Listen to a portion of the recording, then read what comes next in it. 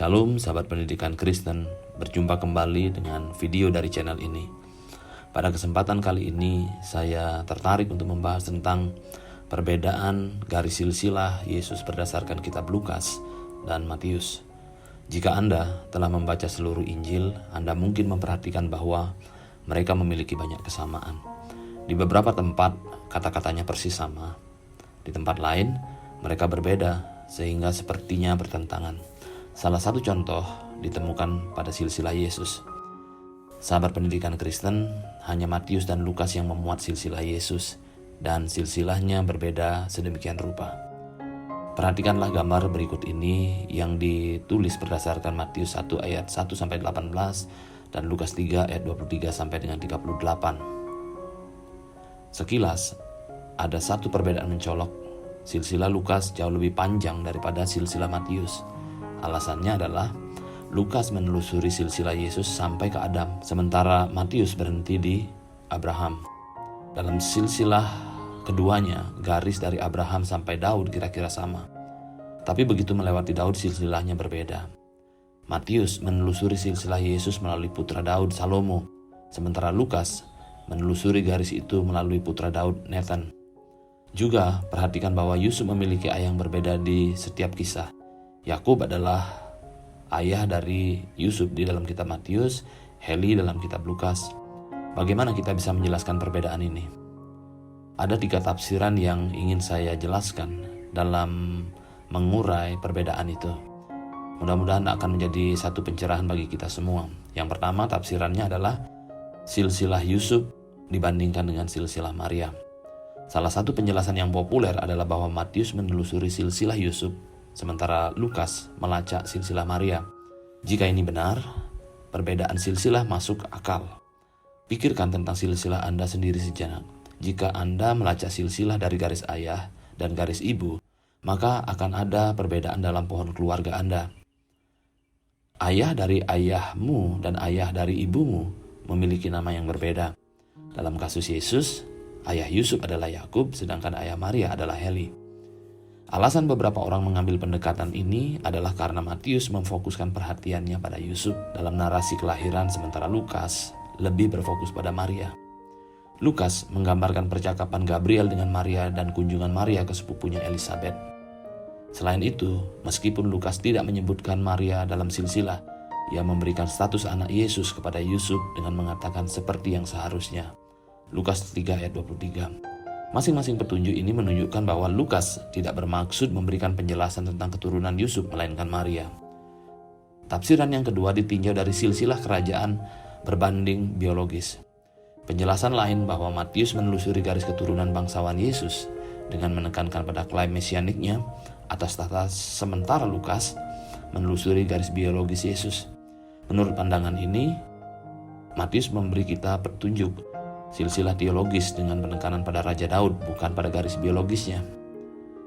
Sebagai permulaan, Matius memulai silsilah dengan menyatakan inilah silsilah Yesus Kristus anak Daud, anak Abraham. Matius menuliskan itu kepada pembaca yang terutama Yahudi Kristen agar mereka memahami bahwa Mesias datang melalui keturunan Daud. Kita bisa lihat dari 2 Samuel 7 ayat 12-16, Yesaya 9 ayat 6-7, Yesaya 11 ayat 1-5, Yeremia 23 ayat 5-6. Oleh karena itu, sejak awal dia memberitahu arah tulisannya kepada pembacanya. Yang kedua, penyebutan Kristus dalam kitab Matius itu menunjukkan maksud dari penulisan kitab Matius itu sendiri. Sementara banyak orang menganggap Kristus itu adalah nama belakang Yesus. Sebenarnya itu adalah sebuah gelar. Itu adalah gelar Yunani yang berarti Mesias. Jadi ketika Matius mengawali silsilahnya dengan menyatakan bahwa ini adalah silsilah Yesus Kristus, dia memberi bukti lebih lanjut kepada para pembacanya bahwa tujuannya adalah untuk menunjukkan bahwa Yesus datang dalam garis keturunan Raja Daud. Indikator ketiga bahwa Matius tidak memberi kita garis biologis, tetapi garis kerajaan adalah semacam pemecahan silsilahnya menjadi kelompok 14. Dalam ayat 17 kita membaca, jadi seluruhnya ada 14 keturunan dari Abraham sampai Daud, 14 keturunan dari Daud sampai pembuangan ke Babel, dan 14 keturunan dari pembuangan ke Babel sampai Kristus. Beberapa poin perlu diperhatikan di sini. Para ahli Alkitab setuju bahwa kata ayah dari dan anak dari dalam silsilah tidak selalu berarti satu generasi ke generasi berikutnya. Seringkali silsilah akan melewati beberapa generasi.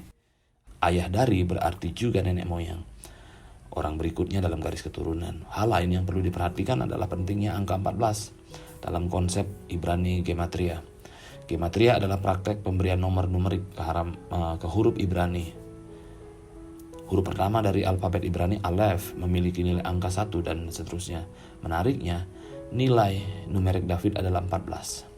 D4, V6, dan D4. Lukas tidak menggunakan cara ini. Dia hanya mencatat garis biologis Yesus. Orang Indonesia tidak terbiasa dengan konsep garis keturunan atau apalagi garis kerajaan. Orang Inggris kita tahu bahwa garis itu tidak selalu diturunkan dengan rapi dari ayah ke anak. Bahkan Ratu Inggris saat ini mewarisi tahta dari ayahnya yang mewarisinya dari saudara laki-lakinya. Dan raja berikutnya mungkin akan berasal dari cucu dari Ratu Elizabeth. Semua ini untuk mengatakan garis kerajaan sering menyimpang dari garis biologis. Tafsiran yang ketiga adalah pernikahan levirate atau pernikahan dengan istri saudara yang telah meninggal. Penjelasan ketiga untuk perbedaan tersebut adalah penggunaan pernikahan dengan istri saudara yang telah mati, Ulangan 25 ayat 5-10. Di dalam pasal ini dinyatakan bahwa jika seorang laki-laki yang sudah menikah lalu mati, sementara tidak menghasilkan anak laki-laki, maka saudaranya harus menikahi sampai memiliki keturunan laki-laki. Sementara perempuan itu dilarang untuk menikah dengan orang luar dari kerabat suaminya. Ulangan 25 ayat 6 berkata, maka anak sulung yang dilahirkan perempuan itu haruslah dianggap sebagai anak saudaranya yang sudah mati itu. Praktek ini menjelaskan pertanyaan orang Saduki kepada Yesus tentang laki-laki mana yang akan menjadi suami wanita di surga setelah melalui 7 saudara yang semuanya meninggal. Matius 22 ayat 24-28. Mari kita perhatikan kembali silsilah Yesus. Yakub, ayah Yusuf dalam silsilah Matius, meninggal sebelum menghasilkan ahli waris laki-laki dengan istrinya. Kemudian untuk memenuhi hukum berdasarkan Ulangan 25 ayat 5-10, Heli, kerabat dekat Yakub, menikahi jandanya Yakub dan kemudian mengandung dengan istri barunya yang melahirkan Yusuf. Jika skenario ini terjadi, Yusuf akan menjadi putra sah Yakub dan putra sah dari Heli.